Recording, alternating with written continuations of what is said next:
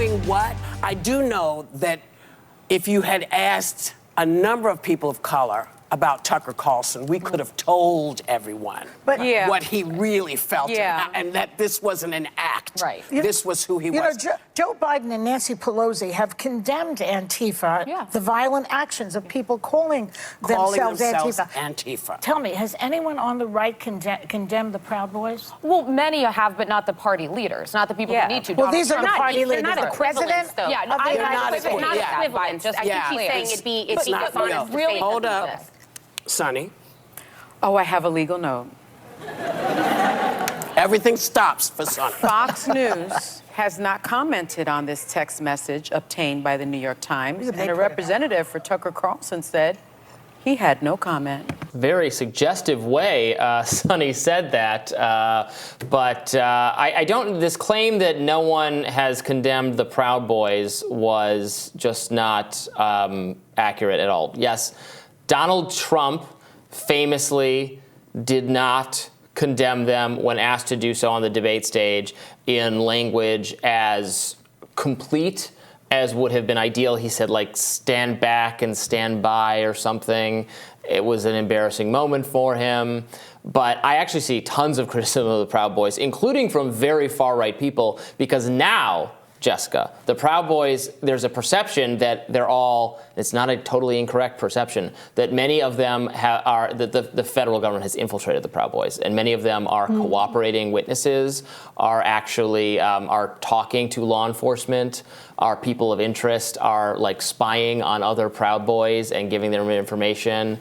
That's why anytime someone says, like a Proud Boy type, or a far-right activist type person says, yeah, we're going to do something like criminal, people go, Fed, you're a Fed, you're trying to induce us to commit a crime, which is not an entirely unfair perception. I think do you remember the Gretchen Whitmer kidnapping plot, the governor of Michigan? Right, yes. I think that brought it very much into focus for people, because actually, like, the chief militia member organizing the kidnapping was being paid by the FBI to further it along so that they could arrest more people.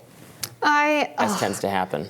I fall on the side of wishing Nancy Pelosi never condemned Antifa. Oh, spicy. Why is that? Because the response to a rising fascist threat in a country is anti-fascism. This framing. Okay, you brought this up a couple times, the anti-fascism. Insane. Let's get into it. It's absolutely mad that you have a cohort of people that, in the defense of citizens of this country who might be victims of acts of violence committed by fascists. We know that there's a rising fascist movement in the United States.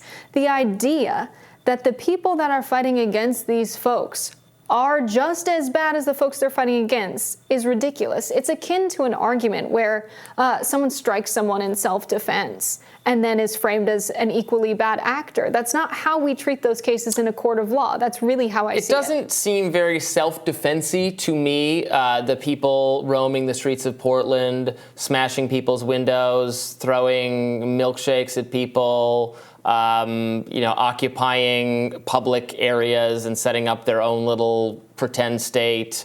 Is that... I don't think it's effective political activism for anything. I think it's like cosplaying, like the Renaissance Theater or something. Robby, I think it's fair to say you don't agree with what those folks were doing, but it might be wrong to say that that's what Antifa is, or that's what anti-fascism is. And there are a lot of folks who look at what's going on here from European countries, and they say, of course we need to have anti-fascist forces. And the framing of anybody who breaks a window as this violent group Antifa is not an organization. People who believe in anti-fascism, that can be abbreviated as Antifa. This idea that it's a group with their own leaders and organization is just not true. No, I know it's not a group with leaders and organization.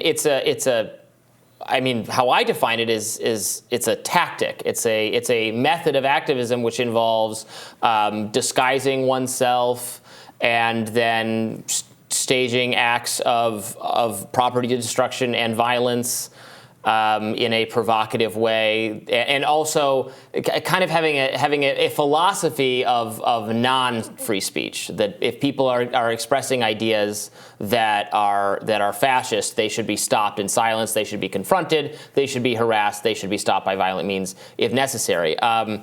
Antifa activists seem to me to have a very broad definition of what is fascist speech, which includes like everything that they disagree with. And so and which leads them to these street scuffles that, like, you don't think this is not what you're talking about when you're talking about as anti-fascism? No, like you're just talking about like voting against fascist policies. No, not at all, not at all. I do believe that if someone shows up with a gun, this has happened at like a drag brunch where these people are explicitly people who are fighting for a white Christian nationalist state.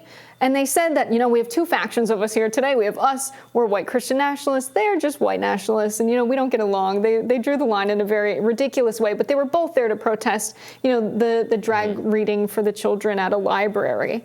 And the police show up because there are counter-protesters there, because the initial group of folks who self-identified as fascists had swastikas, they had weapons. Yeah. They were clearly there to intimidate people and make it seem like they might do something violent. Those people are absolutely bad. And so when the police are there and they're just maintaining the line saying, you guys, you're fine, just stay right here, we need some kind of confrontation of fascism in this country. Otherwise, it's going to continue to grow. Why can't the police just handle it and arrest them if they're doing? I absolutely support the police arresting if they get violent or out of hand. These people, look, I think very much both sides, Proud Boys type people and Antifa type people. It's cosplaying. They're essentially playing paintball. I wish instead of doing this again, the streets in Portland and wherever else, wish they could go to an island somewhere, an abandoned amusement park, and they can beat each other with baseball bats. And that, you know, if that sounds fun to you, go knock yourself out.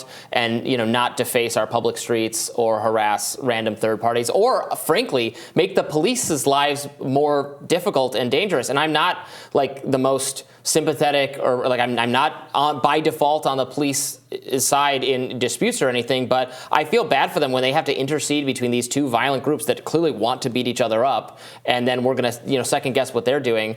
Go somewhere, beat each other up, and just have at it. But is it successful political activism? To my mind, absolutely not.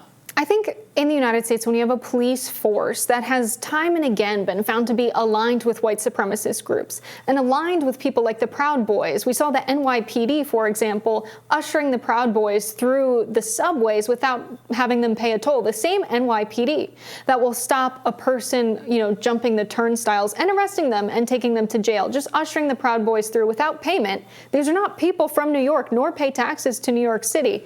They were allowed to be ushered through by the police.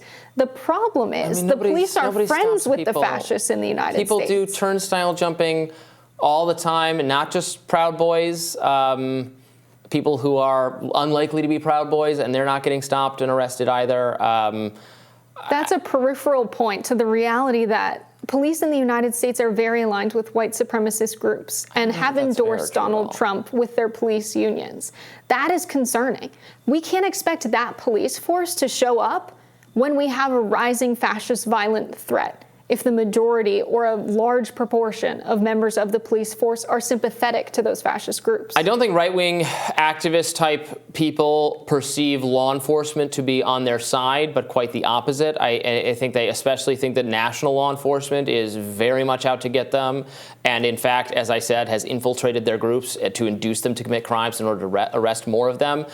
You're right, obviously, that in general, police, not national law enforcement, but police are more conservative and have become supporters of the Republican Party and of Donald Trump. Look, I don't support public employee unions, so like any other public employee union, I would want to hold them more accountable. Of course. Now I lost you, but yeah, no, absolutely. Break up the police unions. Yeah, I support that as well. Break up the police unions. The police don't need a union. They use it to protect themselves from accountability, quite frankly. But just like everyone in unions. But yeah, I don't know. That's really the point in this comment from The View, which is the typical privileged liberal perspective of, I don't want anybody fighting. And that perspective is exactly what Dr. King spoke of when he said the white moderate. When we hear the word moderate, we think of something between liberal and conservative, directly in the center. When he spoke of the white moderate, he meant people that were not willing to stand up and make people uncomfortable as we fought against injustice. It's not just white moderates who don't want the buildings smashed and the local convenience stores set on fire. Like, the black people who live in those neighborhoods don't want that either. They routinely say they don't want that. Right. The leaders of their communities say they don't want that. I wouldn't say that everybody's saying, please destroy our property. Right, no one's saying that. But it is true that he also stated the riot is the way that the people who are not heard would voice themselves, right? Mm-hmm. When you are not heard for so long, when you've tried to show up to the public meetings and do things the right way, it's the way to express discontent of last resort. Let's not forget that many unarmed black men were killed by the police ahead of those riots. When we have no accountability for that for so long, what are we to do when that social contract is broken? When we're told that this is a force that's supposed to protect American citizens, ends up gunning them down on a regular basis. At some point, something's got to give. All right. Well, I think that was a great discussion debate for our final segment. Jessica, it's been such a pleasure having you with us. This has been great. It's been really fun, Robby. Thank you. Thank you. All right. Be sure to like, share, and subscribe so you never miss any content. And for those of you who like to listen while on the go, we're now available anywhere you listen to podcasts. I will see you back here tomorrow. Bye-bye.